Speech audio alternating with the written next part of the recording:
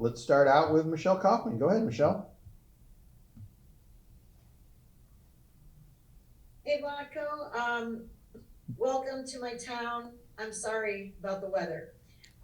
Thank you for I guess having I have us. two questions. One, one is how has the weather affected your preparation for this game? I don't know how much training you've been able to get in and how it's been affected. And second of all, just do you feel that the team feels like it has something to prove to itself or to the world after the losses in October? Usually we don't see the team lose 2 games in a row, so that's something new.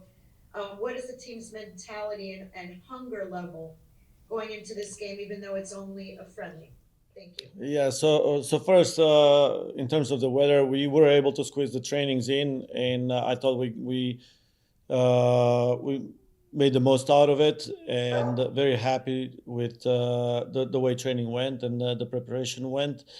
In terms of the upcoming games, the team is hungry, and I don't think they have mentality that they want to prove something. It's more about they want to prove themselves that we are moving the right direction to prove ourselves that we are doing the right thing, and also that we as much as we want to look back and learn from it, we also know that we have so many things that we need to look forward to, and prepare for what it matters, and that's winning the World Cup. Thanks, Michelle. Let's go to Andrew Jones. Go ahead, Andrew. Thanks, Aaron. Coach, how have you felt the training has gone so far for the preparation for these two friendlies? And just wanted to ask you if you have any regular communication with Martina Voss in terms of her being coach for Germany for 3 years and her great career. Just your thoughts about her as well. Yeah. So first, as I said in the first answer, the preparation have been very good, even though the weather did not quite cooperate with us as much as we wanted it. But we did have great trainings, great preparation. The mindset of the players have been tremendous. Everybody is in the right mindset. Everybody came with the right mindset, and everybody is ready to play the games. Uh, in terms of communication with Martina, I had a chance to visit with her when we were in New Zealand, and just talk about bigger picture. Bigger picture, meaning not these games. We talked about more about women's soccer and the World Cup, what the World Cup needs to look like, and things like that. I had a chance to briefly visit with her today as well, and she's a tremendous coach and a tremendous person. That every time we have a conversation, it's a pleasant one. Thank you. Thank you. Thanks, Andrew. Let's go to Mauricio Venegas. Go ahead, Mauricio. Hi, good afternoon, Coach. I wanted to ask you about your overall impressions on the Florida Blue Training Center. I think that the training center that has been tremendous in Inner Miami has been a tremendous host for us. They were really nice, opening up their doors to us and allowing us to use pretty much everything, not just the fields, but to use the facility. And I mean, first they've been class act, and the facility is top level. Thank you. Thank you, sir. Steph Young, go ahead. Thanks, Aaron. Hi, Vlatko. Sophia was just in here talking about, what it's like to click with the midfield as a winger. I was just wondering if you could reflect on what you particularly like in terms of Sophia Smith and Rose Lavelle's relationship in particular that you feel may be particularly dangerous to Germany. Yes, so it is extremely important, and I've talked about this, how hard it has been for Rose and Lindsay as midfielders to click with their forwards, and that's for obvious and unfortunate reasons because of surgery, because of injuries. They had to change the players that they play around, whether it's forwards or even in their subgroups, fullbacks. That they were constantly changing, or the personnel was changing, and they constantly had to adjust to the players or players' abilities or characteristics. And Soph and Rose, they started getting a good understanding. They were on the same page, and they were doing well. And then again, for an unfortunate reason, we had to switch Soph, or I had to use her in a different role a little bit as a 9 in the last 2 games. So we're excited to see her back as a 7, and we can see already in training that it was almost like they were missing each other in the last 2 games. Thank you. Let's go to Jessa Braun. Go ahead, Jessa. Thanks, Aaron. Hi, Vlatko. Just reflecting on this year, I'm curious to know if there's a player on the team who's impressed you even more than you thought they would this year. Ooh, this is a good question, because I'm sure there are players they've impressed a lot, and players that have done well this year. Obviously, we have Saul Smith, who's growing into a great player. She's done well for us. She's done well in the league. We have Mallory Pugh, who I think had a tremendous comeback on the national team, and we see or are able to see some great moments from Mel.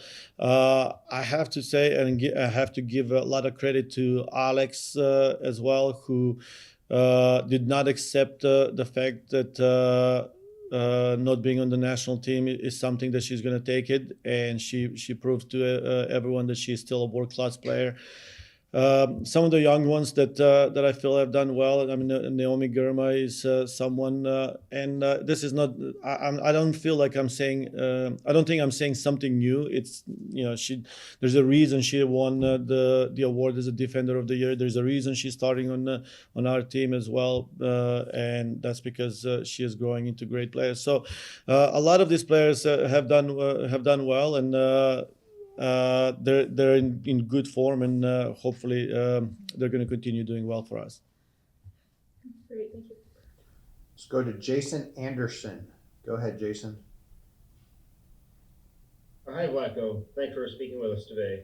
I'm kind of curious, sort of a big picture, or at this point in the cycle with the World Cup, now less than a year away, you've got things like you're planning a training facility and all that kind of thing in New Zealand.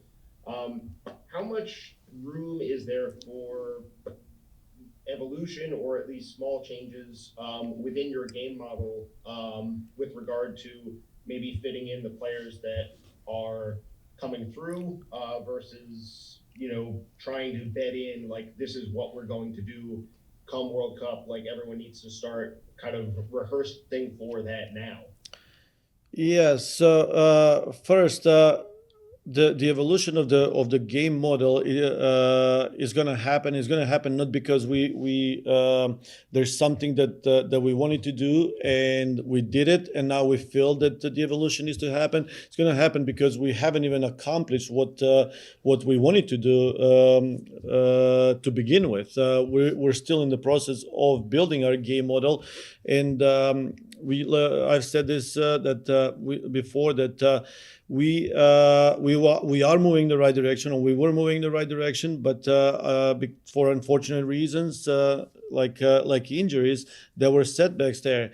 Now, with some of the players coming back, I know that some things will be fixed, but then as we're moving forward, we're going to have a few more players back, and the model, or our game model, is going to evolve organically. Now, there's certain things that we're going to have to improve, regardless of who's on the field, or who's healthy or not, who's on the roster, and that's why we're playing these tough games, so we can dig even deeper and find out every little thing that we need to fix before the World Cup. Thanks, appreciate it. Yep. Let's go to Claire Watkins. Go ahead, Claire. Hey, Vlatko, thanks so much for Yeah. taking the time. Germany is obviously another team with a very strong midfield, especially Lena Oberdorf. That's a player that many are watching. What are you hoping that the team has learned from the England and the Spain games in terms of that particular area of the pitch, and what progress are you looking for there against another very strong midfield? Yes, I think this is a great opportunity for our midfielders to play against players like that, because we see the new trend in the game in terms of marking the midfielders, or man-to-man marking in that middle zone, or in some ways in middle and higher up the field. And this is something that our midfielders do not experience as much in the league play, but they do see it more often now in the international game. And we spend a lot of time working on that, and we spend a lot of time working on finding themselves in the game with markings like that. I think that they're excited to go out and do things a little bit different. They understand that with the new trends, the midfielders are not going to be able to get the ball as much as they have in the past. And now the things that we want to do is keep the success rate the same, with the less opportunities to get on the ball. Thank you so much. Yeah. Well said. Back to Michelle Kaufman. Go ahead, Michelle. Thank you, by the way, for taking the time with us. I want to ask you, as a coach, what do you see in Sophie Smith that makes her special? You know, a lot of players come into camp, a lot of players come in with promise. What is it about her that you think makes her stand out and be a special player? I mean, she's special in many different ways. Obviously, her ability to score goals is something that she's very good at. But one thing that she's really special at, and if you analyze Soph Smith's goals, with the exception of one goal that she scored in the league, all the other ones she created it herself. Like, literally got the ball and either eliminated a player or shot, or went on a breakaway and shot. So that I think it was the last game when they played against Gotham, when she made a run on a cross and scored a goal. With the exception of that one, everything else was pretty much one woman show. And now these are the areas that we've analyzed and talked about with Soph, because if she gets her timing right, if she gets her runs right, she will be able to become even better player, or more dangerous, and score more goals. Thank you. Thanks, Michelle. Thanks, Vlatko. We're going to let him go. And Thank you, everyone. Talk to everyone tomorrow from Drive Pink Stadium. Thank you. Thanks.